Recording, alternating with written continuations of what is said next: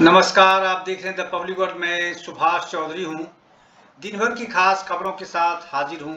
इससे पहले कि आज की सुर्खियाँ शुरू करें, आपसे गुजारिश है कि अगर आपने अब तक हमारे चैनल द पब्लिक वर्ल्ड को सब्सक्राइब नहीं किया है तो इसे ज़रूर सब्सक्राइब कर लें। आपका सहयोग और समर्थन हमारे लिए बेहद ज़रूरी है। तो चलिए शुरू करते हैं आज दिन भर की प्रमुख खबरों का सिलसिला। कोलकाता में भाजपा का ममता सरकार के खिलाफ जबरदस्त प्रदर्शन, हिंसा और आगजनी की घटनाएं भी हुई। कोलकाता में आज भाजपा ने भ्रष्टाचार के आरोप में ममता सरकार के खिलाफ मार्च निकाला। इसे सचिवालय चलो मार्च यानी नवन्ना चलो मार्च नाम दिया गया था। पुलिस ने भाजपा कार्यकर्ताओं को सचिवालय पहुंचने ही नहीं दिया और बीच में ही रोक डाला। पुलिस ने भाजपा नेता शुभेंदु अधिकारी, लोकेश चटर्जी समेत कई भाजपा नेताओं और कार्यकर्ताओं को हिरासत में ले लिया। पुलिस कार्रवाई के बाद भाजपा कार्यकर्ता भड़क उठे। कोलकाता के लाल बाजार एरिया में प्रदर्शनकारियों ने पुलिस की गाड़ी फूंक डाली। वहीं भीड़ को काबू पाने के लिए बंगाल पुलिस ने लाठीचार्ज किया। पुलिस ने भाजपा कार्यकर्ताओं को रोकने के लिए आंसू गैस के गोले और वाटर कैनन का भी इस्तेमाल किया। मीडिया रिपोर्ट्स के अनुसार कॉलेज स्क्वाड के पास पुलिस और भाजपा कार्यकर्ताओं के बीच जमकर झड़प हुई। भाजपा कार्यकर्ताओं ने पुलिस पर पथराव किया। हिरासत में लेने के दौरान रानीगंज और बोलपुर में भी भाजपा कार्यकर्ताओं की बंगाल पुलिस के साथ झड़प हुई। उधर शांतिपुर में भाजपा कार्यकर्ताओं ने ट्रेन में अर्पिता और पा चटर्जी के पोस्टर लहराए। पोस्टर पर चोर लिखा हुआ था। भाजपा के प्रदेश अध्यक्ष सुकांतो मजूमदार को कोलकाता पुलिस ने हावड़ा रेलवे स्टेशन पर ही रोककर हिरासत में ले लिया था। सांतरागाछी रेलवे स्टेशन के पास नेता प्रतिपक्ष शुभेंदु अधिकारी, सांसद लोकेश चटर्जी समेत कई नेताओं को पुलिस ने हिरासत में लिया। हिरासत में लेने के दौरान भाजपा नेता अधिकारी ने कहा कि बंगाल की जनता ममता बनर्जी के साथ नहीं है, इसलिए वह बंगाल में उत्तर कोरिया की तरह तानाशाही कर रही है। दिलीप घोष ने बंगाल पुलिस पर तृणमूल कार्यकर्ताओं की तरह काम करने का आरोप लगाया। भाजपा ने सचिवालय की 3 तरफ से घेराबंदी की प्लानिंग की थी।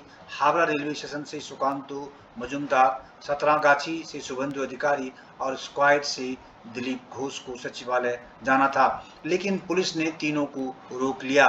नेताओं को रोकने के लिए बंगाल पुलिस ने स्पेशल फोर्स की तैनाती की थी। पश्चिम बंगाल में 14 सितंबर से विधानसभा का सत्र शुरू हो रहा है। ऐसे में माना जा रहा है कि भाजपा का यह प्रदर्शन सड़क पर शक्ति प्रदर्शन करने की कोशिश थी। प्रदर्शन में भाजपा ने बंगाल में तृणमूल नेताओं के भ्रष्टाचार का मुद्दा बनाया है। भ्रष्टाचार के आरोप में तृणमूल के 2 कद्दावर नेता पार्थ चटर्जी और अनुव्रत मंडल जेल में हैं। भारत जोड़ो यात्रा का आज 7वां दिन। 119 यात्री हर रोज 7 घंटे पैदल चल रहे हैं। तमिलनाडु के कन्याकुमारी से शुरू हुई कांग्रेस की भारत जोड़ो यात्रा का आज 7वां दिन है। 150 दिन और 3570 किलोमीटर चलने वाली यात्रा अभी केरल में है। राहुल गांधी के साथ 119 यात्री हर रोज 7 घंटे पैदल चल रहे हैं। इस दौरान वे 20 से 22 किलोमीटर की दूरी तय करते हैं। यात्रियों में 32 महिलाएं भी हैं। सभी के रहने, खाने पीने और आराम करने के इंतजाम भी साथ चलते हैं। यात्रा के लिए 50,000 एप्लीकेशन आई थी। इनमें से सिर्फ 119 को चुना गया था। 12 राज्यों और 2 केंद्र शासित प्रदेशों से गुजरकर भारत जोड़ो यात्रा जम्मू कश्मीर के श्रीनगर में खत्म होगी। इस यात्रा में राहुल गांधी के साथ कांग्रेस पार्टी के कई बड़े नेता और केरल कांग्रेस के स्थानीय नेता भी शामिल हैं। आज भारत जोड़ो यात्रा तिरुवनंतपुरम के क्षेत्र में थी, जहां बड़ी संख्या में आम लोग भी शामिल हुए। यात्रा में कांग्रेस संगठन महासचिव केसी वेणुगोपाल, जयराम रमेश, दिग्विजय सिंह सहित कई कांग्रेसी राहुल गांधी के साथ मौजूद थे। स्कूली बच्चों में राहुल गांधी के साथ सेल्फी खिंचवाने का आकर्षण दिखा, जबकि सड़कों के किनारे स्वागत कर रहे लोगों में भी यात्रा के प्रति उत्साह दिखा। यात्रा में चल रहे राहुल गांधी की सुरक्षा को लेकर पुलिस और एसपीजी के अधिकारियों को भारी मशक्कत करनी पड़ रही है। राहुल गांधी के साथ यात्रा में चलने की लोगों में, खासकर युवाओं में लगी होड़ से सुरक्षा को लेकर पुलिस बल को कड़ी मेहनत करनी पड़ रही है। भारत जोड़ो यात्रा जिन राज्यों में नहीं जाएगी, वहां भारत जोड़ो सह यात्रा शुरू होगी। इसकी जिम्मेदारी भी जयराम रमेश और दिग्विजय सिंह के पास है। इसके लिए 16 सितंबर को दोनों असम, ओडिशा और पश्चिम बंगाल जाने वाले हैं। पूर्वी लद्दाख में भारत और चीन की सेनाएं तनाव वाले इलाके से पीछे हटी। पूर्वी लद्दाख में भारत और चीन की सेनाएं तनाव वाले इलाके से पीछे हट गई हैं। दोनों देशों के अधिकारियों ने बताया कि गोगरा हॉट स्प्रिंग क्षेत्र में गश्त चौकी 15 से भारत और चीन की सेनाएं वापस लौटी हैं। दोनों देशों की ओर से वर्तमान स्थिति की समीक्षा भी कर ली गई है। इससे एक दिन पहले यानी सोमवार को भारतीय सेना प्रमुख मनोज पांडे ने कहा था कि अभी गश्त चौकी 15 से सैनिकों की वापसी की समीक्षा की जानी बाकी है। यह प्रक्रिया 8 सितंबर को कोर कमांडर स्तर के 16वें दौर के दौरान दोनों पक्षों के बीच हुई चर्चा के बाद शुरू हुई थी। इस दौरान दोनों देश गोगरा हॉट स्प्रिंग क्षेत्र से सेनाओं की वापसी पर सहमत हुए थे। इसके साथ ही डेमचोक और देपसांग क्षेत्रों में गतिरोध को हल करने की कोशिश जारी है, लेकिन अभी तक कोई प्रगति देखने को नहीं मिल रही है। सीमा पर शांति के लिए यह एक अच्छा कदम है। दोनों देशों की सेनाएं ऐसे समय पीछे हटी हैं जब 2 दिन बाद 13 सितंबर को उज्बेकिस्तान में यानी कल से ही शंघाई सहयोग संगठन का सालाना शिखर सम्मेलन होना है। इस सम्मेलन में प्रधानमंत्री नरेंद्र मोदी और चीनी राष्ट्रपति शी जिनपिंग भी शामिल होंगे और उम्मीद जताई जा रही है कि दोनों नेता आपस में मिल सकते हैं द्विपक्षीय मुद्दों को लेकर। कुतुब मीनार पर मालिकाना हक मामले में साकेत कोर्ट 17 सितंबर को फैसला सुनाएगा। कुतुब मीनार पर मालिकाना हक का दावा करने वाले कुंवर महेंद्र ध्वज प्रताप सिंह की याचिका पर साकेत कोर्ट 17 सितंबर शाम 4 बजे फैसला सुनाएगा। साकेत कोर्ट 17 सितंबर को तय करेगा कि महेंद्र ध्वज प्रताप सिंह की याचिका पर सुनवाई करे या नहीं। महेंद्र ध्वज प्रताप सिंह ने इस मामले में खुद को पक्षकार बनाने की मांग की है। सिंह ने दावा किया है कि गंगा से यमुना तक, मेरठ से गुरुग्राम तक सब उनकी संपत्ति है। मंगलवार को हुई सुनवाई में कोर्ट ने महेंद्र ध्वज प्रताप सिंह के वकील ML शर्मा से याचिका की मेंटेनेबिलिटी पर दलील देने को कहा। शर्मा ने कहा कि सरकार ने 1947 में बिना हमारी इजाजत की पूरी प्रॉपर्टी अपने कब्जे में ले ली। कोर्ट ने पूछा कि सवाल यहाँ पर सिर्फ मालिकाना हक का नहीं है, कुछ लोग वहाँ पर पूजा के अधिकार की मांग भी कर रहे हैं। आपके पास न अभी कब्जा है, न ही आप कभी कोर्ट आए। पूजा के अधिकार का मामला आपके बिना भी तय किया जा सकता है। ML शर्मा ने दलील दी कि इलाहाबाद हाईकोर्ट ने 1960 में याचिका दाखिल की थी, वो अभी लंबित है। PM राष्ट्रपति को भी इस मामले में पत्र लिखा गया है। अगर अलग राज्यों में मेरी संपत्ति सरकार के कब्जे में है, मैं सभी राज्यों में और वहां की अदालतों में नहीं जा सकता, ऐसा कहना था उनकी वकील ML शर्मा का। उन्होंने कहा कि इसलिए राष्ट्रपति को पत्र लिखा था। शर्मा ने कहा कि हम इस मामले में पक्षकार बनना चाहते हैं और कुछ नहीं चाहते। ASI के वकील ने कुंवर महेंद्र ध्वज प्रसाद सिंह की याचिका का विरोध करते हुए कहा कि सुल्तान बेगम ने लाल किले पर मालिकाना हक का दावा किया था। उस याचिका का हमने दिल्ली हाईकोर्ट में विरोध किया था, तब भी कोर्ट ने माना था कि याचिका में की गई मांग का कोई आधार नहीं बनता है, लिहाजा याचिका को खारिज कर दिया गया था। शीशे के बक्से में बंद है महारानी एलिजाबेथ की रहस्यमय चिट्ठी। महारानी एलिजाबेथ द्वितीय के निधन के बाद उनके लिखे एक पत्र की खूब चर्चा हो रही है। यह पत्र सालों पहले महारानी ने गुप्त तौर पर लिखा था। इस खत को एक सुरक्षित इमारत में शीशे के बक्से में छिपाकर रखा गया है। 7 न्यूज ऑस्ट्रेलिया ने रिपोर्ट किया है कि महारानी के अलावा और किसी को नहीं पता था कि इस खत में क्या लिखा है। उनके निजी स्टाफ को भी इसकी जानकारी नहीं है। दुनिया के लिए रहस्य बने इस खत को ऑस्ट्रेलिया में सिडनी के एक लॉकर में रखा गया है। इसे महारानी एलिजाबेथ ने 1986 में लिखा था। महारानी एलिजाबेथ ऑस्ट्रेलिया की रानी भी रही हैं। राज्य प्रमुख के तौर पर महारानी एलिजाबेथ द्वितीय ने 16 बार ऑस्ट्रेलिया का दौरा भी किया था। जो बात इस खत के बारे में दिलचस्पी और बढ़ा देती है वो यह है कि इसे अगले 63 सालों तक खोला नहीं जा सकता है। ऑस्ट्रेलिया की 7 न्यूज के अनुसार यह खत सिडनी की एक ऐतिहासिक इमारत में रखा गया है। इसे सिडनी के लोगों को संबोधित करते हुए लिखा गया है। हालांकि एक चीज साफ है कि इसे 2085 तक खोला नहीं जा सकता। इस खत पर साफ तौर से लॉर्ड मेयर ऑफ सिडनी को संबोधित निर्देश लिखे गए हैं। इस पर लिखा है कि आप इस लिफाफे को साल 2085 में किसी उचित दिन पर खोलकर सिडनी के नागरिकों तक मेरा संदेश पहुंचा देंगे। इस खत के लिफाफे पर एलिजाबेथ R के हस्ताक्षर हैं। केंद्रीय गृहमंत्री अमित शाह का दावा, भाजपा एक बार फिर गुजरात में 2/3 बहुमत के साथ सत्ता में वापस आएगी। केंद्रीय गृह मंत्री अमित शाह ने मंगलवार को कहा कि आगामी विधानसभा चुनाव में भाजपा एक बार फिर गुजरात में 2/3 बहुमत के साथ सत्ता में आएगी। मतदाताओं पर भरोसा जताते हुए उन्होंने कहा कि लोग झूठे वादों की बहकावे में नहीं आएंगे, बल्कि भाजपा द्वारा अब तक किए गए विकास कार्यों पर अपना फैसला सुनाएंगे। मुख्यमंत्री भूपेंद्र पटेल की पहली वर्षगांठ के अवसर पर एक सभा को संबोधित करते हुए शाह ने याद किया कि जब भूपेंद्र पटेल ने मुख्यमंत्री के रूप में शपथ ली थी तो लोग थोड़ा आशंकित थे, लेकिन उन्होंने सभी को गलत साबित कर दिया और सफलतापूर्वक 1 वर्ष पूरा कर लिया। हाल ही में नीति आयोग की रिपोर्ट का हवाला देते हुए उन्होंने कहा कि गुजरात कई पहलुओं में सुशासन में नंबर 1 है, चाहे वह शिक्षा, स्वास्थ्य या अन्य क्षेत्र हों। उन्होंने कहा कि उन्होंने राज्य के मुख्यमंत्री के रूप में नरेंद्र मोदी द्वारा शुरू किए गए विकास कार्यों को जारी रखा है।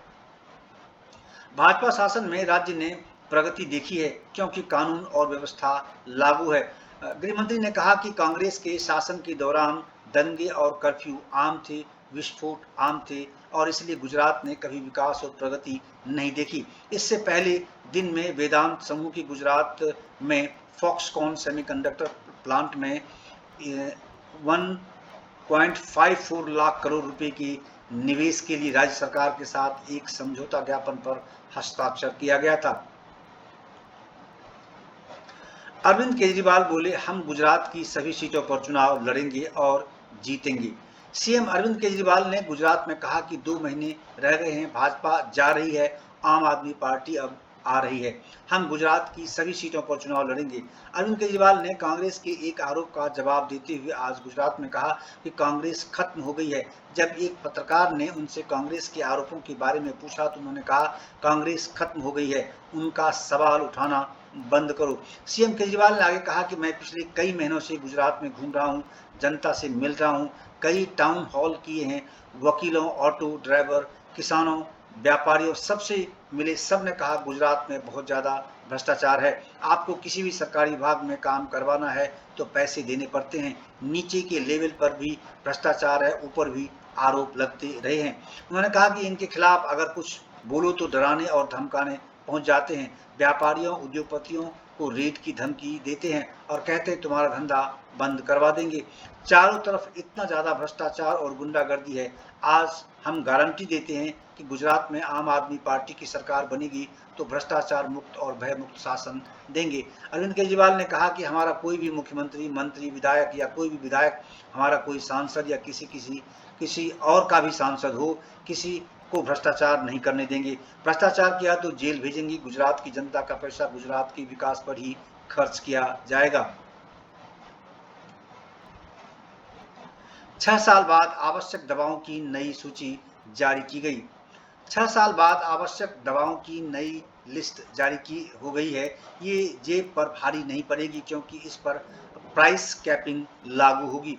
दरअसल 2015 के बाद अब 2022 में NELM यानी national essential list of medicine की लिस्ट जारी की गई है। केंद्रीय स्वास्थ्य मंत्री मनसुख मंडाविया ने कहा कि NELM 2015 के बाद 2022 में अपडेट होकर आपके सामने है। इसकी लंबी प्रक्रिया होती है, तब जाकर कोई दवाई इसमें शामिल होती है। इंडिपेंडेंट कमेटी तय करती है, 350 एक्सपर्ट और 140 बार कंसल्टेशन किया तब ये लिस्ट तैयार हुई है। इस लिस्ट में वो दवाइयाँ हैं जो सेफ्टी, अफोर्डेबिलिटी और एक्सेसिबिलिटी के हिसाब से इसमें शामिल की गई हैं।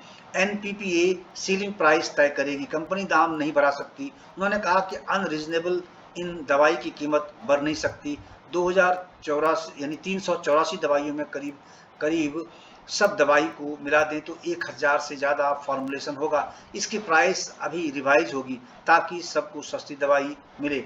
केंद्रीय स्वास्थ्य राज्य मंत्री भारती प्रवीण पवार ने कहा कि ये बहुत अहम लिस्ट है, ये प्राइमरी, सेकेंडरी और टर्शरी केयर के लिए काफ़ी अहम है। स्वास्थ्य एवं परिवार कल्याण मंत्रालय सचिव राजेश भूषण ने कहा कि जो दवाई हमारे देश में अप्रूव्ड और लाइसेंस प्राप्त है वही मेडिसिन इस लिस्ट में शामिल की गई है। उन बीमारियों की दवाएं हैं जो पब्लिक हेल्थ इश्यू हैं, जिन दवाओं की कीमत और एफिकेसी को प्रमाणित किया गया है, वो दवाएं इस लिस्ट में शामिल की गई हैं। 2022 की लिस्ट में 384 दवाइयां हैं, 34 नई दवाएं जोड़ी गई है और 26 हटाई गई हैं। 27 को थेरापेटिक कैटेगरी में बांटा गया है। स्वास्थ्य मामलों की संसदीय समिति ने कहा, कोविड की दूसरी लहर में सरकार सतर्क नहीं।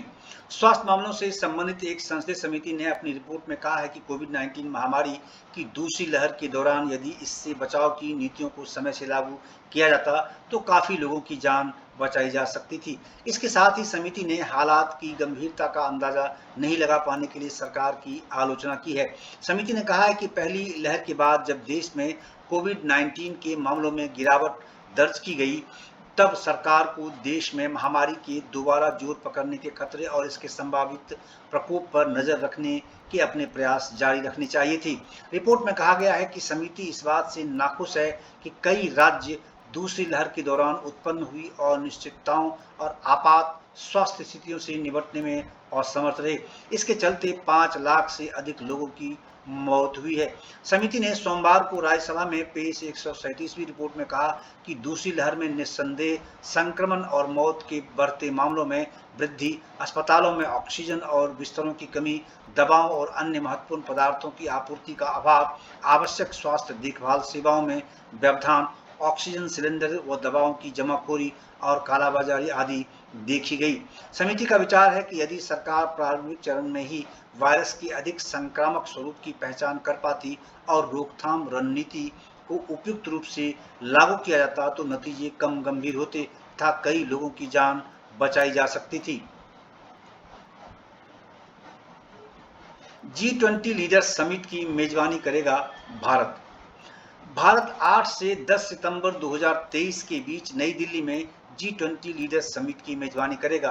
1 दिसंबर 2022 से लेकर 30 नवंबर 2023 तक G20 की अध्यक्षता भारत के अंतर्गत होगी।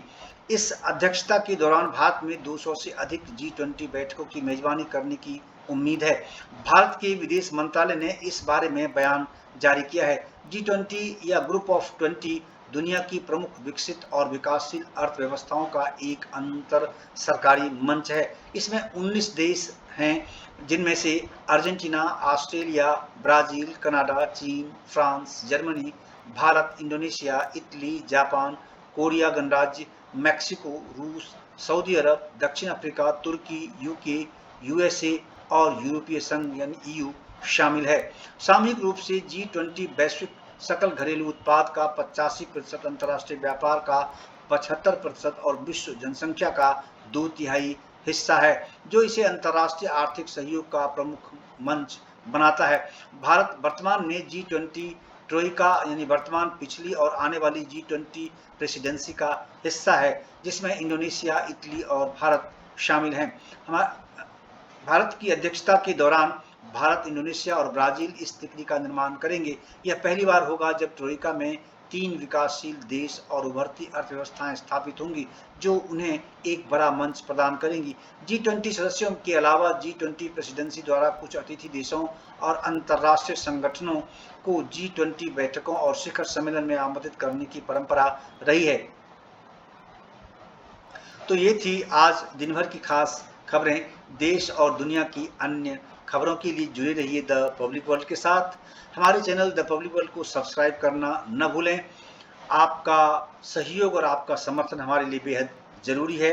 हम दिन भर की खास खबरों के साथ आपके लिए हाजिर होते हैं। आपका बहुत बहुत धन्यवाद।